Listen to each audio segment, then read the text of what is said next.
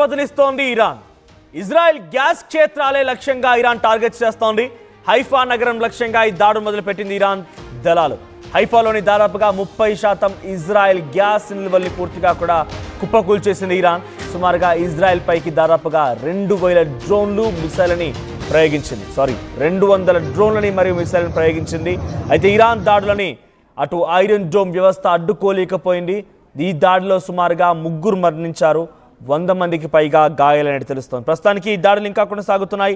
ఈ దాడుల నేపథ్యంలో ఇజ్రాయెల్ కూడా ఒకసారిగా బెంబేలెత్తిపోయింది. అసలు ఏం చేయాలో దిక్కుతోచిన పరిస్థితిలో నిలిచిపోయినని చెప్పాలి. 200 డ్రోన్లు ప్రయోగించాయి. హైఫా రీజియన్ టార్గెట్గా ఈ దాడులు కొనసాగించింది. సుమారుగా 200 డ్రోన్లు, 6 బాలిస్టిక్ మిసైల్ను ప్రయోగించింది. సో ఈ నేపథ్యంలో హైఫా ఆయిల్ రిఫైనరీ పూర్తిగా కూడా దగ్ధమైనట్టు తెలుస్తోంది. ఈ మిసైల్ స్ట్రైక్ ద్వారా పూర్తిగా కూడా నేల కురిపించేశాయి. ప్రస్తుతానికి ఇంకా ఈ దాడులు కొనసాగుతున్నాయి. ఇప్పటికిప్పుడు ఇజ్రాయెల్ నేషనల్ ఎమర్జెన్సీ సర్వీసెస్ సంబంధించిన అధికారి David Adom has been not reported any injuries at this time but is en route to inspect 2 suspected impact sites. So ప్రస్తుతానికైనా ఎటువంటి ఇబ్బంది ఏం లేదు, కానీ కొంత అక్కడ నష్టం వాటిల్లింది, నష్టాన్ని పరిశీలించడానికి వెళ్తున్నట్టుగా ఆయన ప్రకటించారు. సో హైఫా ఆయిల్ రీజనరీ అనేది సుమారుగా 39 నుంచి 41 రిఫైనరీ వర్కర్స్ కూడా అందులో తెలుస్తోంది. ఆ సమయంలో దాంట్లో ఒక అరబ్ కోవర్కర్ మరణించినట్టు తెలుస్తోంది. సో ప్రజెంట్ అక్కడ ఇంకా దాడులు కొనసాగుతూనే ఉన్నాయి. ఈ దాడికి సంబంధించి మీరు ఆర్టీవీ స్క్రీన్ పైన విజువల్లో చూస్తుండండి. అక్కడ ఎటువంటి దాడులు కొనసాగుతున్నాయో మనకు అర్థమవుతోంది. సో ప్రజెంట్ అయితే AFP several ballistic heard in Iran's capital. So అటువైపుగా ఇరాన్ క్యాపిటల్లో కూడా తెల్లవారుజామున 2 గంటల 30 నిమిషాల సమయానికి దాడులు కొనసాగాయి. సో ప్రజెంట్ ఇంకా ఇజ్రాయెల్ కూడా ఈ దాడిని తిప్పికొట్టే ప్రయత్నం చేస్తోంది. తమ డ్రోన్లని, క్షిపణులని ఇరాన్ వైపుగా తరలిస్తోంది. ఇరాన్ కూడా అదే రకంగా దాడి చేస్తోంది. The situation in Iran and Israel has deteriorated drastically. I renew my appeal to responsibility and reason. The commitment to build a safer world free from nuclear threats must be pursued through mutual respect and sincere dialogue. ఈ ట్వీట్ని తన X ఖాతా ద్వారా వెల్లడించారు. Present ఒక అధికారి poppy Leo X14 calls for a safer world. So Israel and Iran war పైన poppy Leo ఈ tweet చేశారు. సో ఇరు దేశాలు కూడా కొంత డీఎస్కలేట్ చేయాలి, శాంతిని పాటించాలి. చాలా భీకరమైన దాడులు కొనసాగుతున్నాయి. ఒక ప్రపంచ దేశాల్లో శాంతి నెలకొల్పేటువంటి పనిలో అందరూ కూడా సమర్థవంతంగా పనిచేయాలంటున్నారు. ఇక ఇజ్రాయెల్ చేసిన దాడిలో టెహరాన్ కూడా పూర్తిగా అగ్నికాహుతైపోయింది. Israel strikes hit oil deposits in Iran.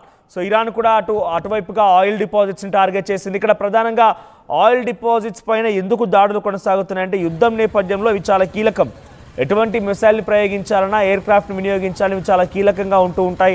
Oil అనేది తప్పనిసరిగా ఆ మెషిన్ ఎక్విప్మెంట్స్లో వాడాల్సి వస్తుంది. కాబట్టి అక్కడ వాటిని టార్గెట్ చేయడం వల్ల కొంత తీరని నష్టాన్ని ఆ దేశానికి కలిగించవచ్చు అనే ఒక ఆలోచనతో బహుశా అటు ఇరాన్ ఇజ్రాయెల్ పైన ఉండొచ్చు, ఇజ్రాయెల్ ఇరాన్ పైన ఉండొచ్చు. అందుకే ప్రధానంగా టెహరాన్ ఉన్నటువంటి ఆయిల్ రిఫైనరీస్ పైన ఇటు పెద్ద ఎత్తున ఇరాన్ దాడి చేస్తుంటే ఇరాన్ ఉన్నటువంటి ఇజ్రాయెల్ ఉన్నటువంటి హైఫా రీజియన్ పైన అటు ఇరాన్ టార్గెట్ చేస్తోంది. సో వరుసగా ఒకరినొకరు ఆయిల్ రిఫైనరీస్ టార్గెట్గా ఈ దాడులు కొనసాగిస్తున్నారు.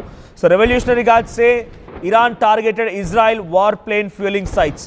So Iran Revolutionary Guards said earlier on Sunday that the country had struck sites used by Israel warplanes for refueling. అదే చెప్తున్నారు. ఎక్కడైతే ఆ ఎయిర్ క్రాఫ్ట్లు రీఫ్యూలింగ్ని చేసుకుంటాయో ఆ స్థానాలు టార్గెట్ చేశారు. 2 rival states bombarded each other for a second day. So 2 ప్రధానమైనటువంటి నగరాల్లో ఈ దాడులు కొనసాగించిందని చెప్పి ఇరాన్ ఆర్మీ ప్రకటించింది. Installations producing fuel for fighter planes and Rezmi's energy supply centers was targeted by multiple of drones and missiles.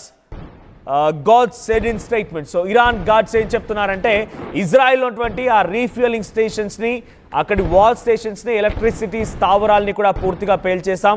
2 ప్రధాన నగరాలు ఇవన్నీ కూడా ఉన్నాయి. అక్కడ ఆయిల్ రిఫైనరీస్ని పూర్తిగా కూడా నేల కూర్చేస్తామని చెప్పి ఇరాన్ ప్రకటించింది. దాంట్లో హైఫా రీజన్ చాలా కీలకమైంది. హైఫా రీజన్ దగ్గరికి చేరుకొని ఈ ఇజ్రాయెల్ ఎయిర్ క్రాఫ్ట్లు, ఇతరత్ర ఎయిర్ వార్ ఎక్విప్మెంట్ సంబంధించినటువంటి వ్యక్తులన్నింటి కూడా ఆ వ్యవస్థలన్నింటి కూడా ఇక్కడి నుంచే ఆ ఫ్యూలింగ్ చేస్తూ ఉంటారు. అయితే ఆ ఫ్యూలింగ్ స్టేషన్ని ప్రస్తుతానికి ఇరాన్ కుప్పకూల్చింది. ఇటువైపు హైఫా రీజియన్ పైన ఇజ్రాయెల్లో ఇరాన్ దాడి చేస్తే అటువైపుగా మరికొన్ని ప్రాంతాలే టార్గెట్గా, తెహరాన్లోని కొన్ని కీలకమైన టార్గెట్లే లక్ష్యాలుగా ఇజ్రాయెల్ కూడా దాడి చేస్తోంది. ప్రధానంగా ఇరు దేశాలు కూడా ఆయిలీ రిఫైనరీస్ ని టార్గెట్ చేస్తూ ముందుకు వెళ్తున్నాయి. సో ఇప్పుడు ఇరాన్ ఏం చెప్తోంది, Iraq argues US to prevent Israel's air space violation. So Iraq కూడా ఎంట్రీ ఇచ్చింది వార్లోకి. ఇరాక్ ఏం చెప్తోంది, అమెరికాని వార్న్ చేస్తోంది. ఏమని, మీరు ఇజ్రాయెల్కి మద్దతుగా ఉన్నారు, మీ యొక్క మద్దతు కారణంగానే వార్ స్పేసెస్లో ఎయిర్ స్పేసెస్ని పూర్తిగా కూడా ధ్వంసం చేస్తోంది. ఇక్కడ ఎందుకు ఇరాక్ మాట మాట్లాడాల్సి వచ్చిందంటే కనుక ఇరాక్ పై భాగం నుంచి, ఇరాక్ గగనతలం నుంచే ఇరాన్ పైన ఈ దాడులు కొనసాగిస్తుంది ఇజ్రాయెల్. ఈ నేపథ్యంలో ఇరాక్ కూడా ఇబ్బంది పడాల్సి వస్తుంది. కాబట్టి Iraq argues US to prevent Israel's air space violation, గగనతలానికి సంబంధించినటువంటి ఆ వయోలేషన్ ని నిలిపివేయాలని చెప్పి ఇరాక్ అటు అమెరికాకి హెచ్చరిస్తోంది. Iraq called on the United States to prevent Israeli aircraft from violating Iraqi air space for attacks against Iran. So Iran పైన దాడి చేసే క్రమంలో ఇరాక్ గగనతలం పై నుంచి దాడులకు సంబంధించి ఈ మిసైల్స్ ని, వార్ వెపన్స్ ని పంపిస్తోంది. కాబట్టి ఆ ఎయిర్ స్పేస్ వయోలేషన్స్ ని తగ్గించమనండి అని చెప్పి అమెరికాకు వార్నింగ్ ఇస్తోంది. మరిన్ని అప్డేట్స్ తో మా ప్రతినిధి మధు సిద్ధంగా ఉన్నారు. మధు, ఈ దాడులు భీకరంగా కొనసాగుతున్నాయి. ఇరు దేశాలు కూడా ఆయిల్ రిఫైనరీస్ నే టార్గెట్ గా దాడులు కొనసాగిస్తుంది. ఇటువైపుగా ఇజ్రాయెల్లో హైఫా రీజియన్, అటువైపు ఇరాన్లో తెహరాన్ రీజియన్ని టార్గెట్ చేసుకొని దాడులు కొనసాగిస్తోంది. సో అర్ధరాత్రి వరకు కూడా దాడులు కొనసాగాయి. ఇప్పుడు మనం ఈ లైవ్ చేస్తున్న క్రమంలో కూడా ఇంకా దాడులు కొనసాగుతున్నాయి. బలిస్టిక్ మిసైల్స్ ని, డ్రోన్స్ ని ఇరాన్ వైపుగా పంపిస్తున్నట్టు తెలుస్తోంది. అప్డేట్స్ ఏంటి? ఎగ్జాక్ట్లీ, యుద్ధం తీవ్రత పెరుగుతా ఉంది రెండు దేశాల మధ్య. మొదటిసారి ఇజ్రాయెల్ దాడి చేసిన తర్వాత తీవ్ర నష్టపోయింది ఇరాన్ లో ఉన్నటువంటి సైనిక సంబంధించినటువంటి అధిపతులను అంతమొందించింది. డైరెక్ట్ ఇంట్లో బెడ్రూమ్ లో మిసైల్ ని చొప్పించింది ఇజ్రాయెల్. దీంతో ఆగ్రహానికి గురైనటువంటి ఇరాన్ ప్రతి దాడులకు పాల్పడుతా ఉంది పెద్ద ఎత్తున. ఎందుకంటే ఇజ్రాయెల్ చేసినటువంటి దాడుల్లో అణు స్థావరాలన్నీ దెబ్బతిన్నాయి. ఇప్పట్లో అణు బాంబును తయారు చేయడానికి దాని తర్వాత ఈ యురేనియం శుద్ధి చేయడానికి ఉపయోగించేటువంటి అన్ని పరికరాలని దెబ్బతీసేలా, ఎక్విప్మెంట్ అంతా దెబ్బతీసేలా ఇజ్రాయెల్ దాడి చేసింది. కాబట్టి దీనికి ప్రతి దాడులు చేస్తా ఉంది. ఆల్రెడీ నిన్న రాత్రి మళ్ళీ ఇరాన్ పైన చేసినటువంటి దాడుల్లో మొత్తం ఫ్యూయల్ సప్లై చేసేటువంటి ఆయిల్ రిఫైనరీకి సంబంధించిన కేంద్రంగా దాడి చేసింది. కాబట్టి దానికి ప్రతిగా ఈ రోజు ఇరాన్ సేమ్ అదే విధంగా ధీటుగా బదిలిచ్చే ప్రయత్నం చేస్తా ఉంది. ఇజ్రాయెల్లో ఉన్నటువంటి గ్యాస్ సంబంధించినటువంటి పాయింట్స్ ఏవైతున్నాయో పాయింట్స్ టార్గెట్ గా ఇరాన్ అటాక్ చేస్తా ఉంది.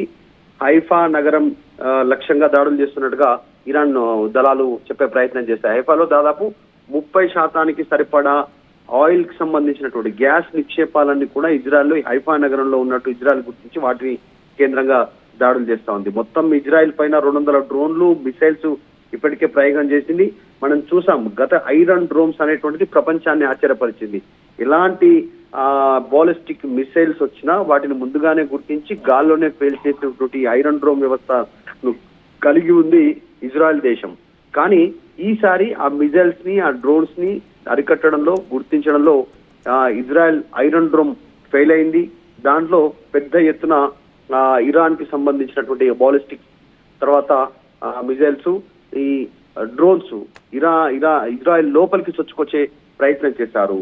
దీంట్లో 3 మృతి చెందినట్టుగా అనౌన్స్మెంట్ చేశారు. దీనికి మళ్ళీ ప్రతిదాడిగా ఇజ్రాయెల్ ఒక స్టేట్మెంట్ చేసింది. మేము మళ్ళీ చెప్తా ఉన్నాం, మా పైన దాడులు ఆపకపోతే మొత్తం ఇరాన్ ని అగ్నికి ఆహుతి చేస్తామనేటువంటి ఒక స్టేట్మెంట్ కొద్దిసేపటి క్రితమే నెతన్యాహు స్టేట్మెంట్ చేశారు. ఇది కీలక స్టేట్మెంట్ గా మారే అవకాశం ఉంది. ప్రస్తుతం ఇరాన్ ఆర్మీ చీఫ్ గా అమీర్ హతామిని నియమించారు. అప్పుడున్నటువంటి మొత్తం 7 సైంటిస్టులు, ఆర్మీ చీఫ్, ఇంటెలిజెన్స్ చీఫ్ ని అంతమొందించారు ఇజ్రాయెల్ కి సంబంధించినటువంటి ఆర్మీ. సో ఐడిఎఫ్ కూడా ఒక వీడియో విడుదల చేసింది. మేము స్వరక్షణ కోసం, దేశ రక్షణ కోసమే దాడి చేస్తా ఉన్నాం. ఇరాన్ అనేటువంటిది అత్యంత ప్రమాదకరమైనటువంటి దేశం. అది ఈ రోజు మేము దాడి చేయకపోతే దాని తీవ్రత మరింత పెరిగే అవకాశం ఉంది. ప్రపంచ దేశాలపైన కూడా పడుతుంది ఇరాన్ ప్రభావం. కాబట్టి మేము దాడులు చేయాల్సిన తప్పని పరిస్థితుల్లో దాడి చేస్తున్నాం అనేటువంటి స్టేట్మెంట్ చేశారు. చూస్తా ఉన్నాం, చాలా ఈ ఉద్రిక్తత పెరుగుతా ఉంది. రోజు రోజుకి యుద్ధం కొనసాగే సిచ్యువేషన్ ఇంకా పెద్ద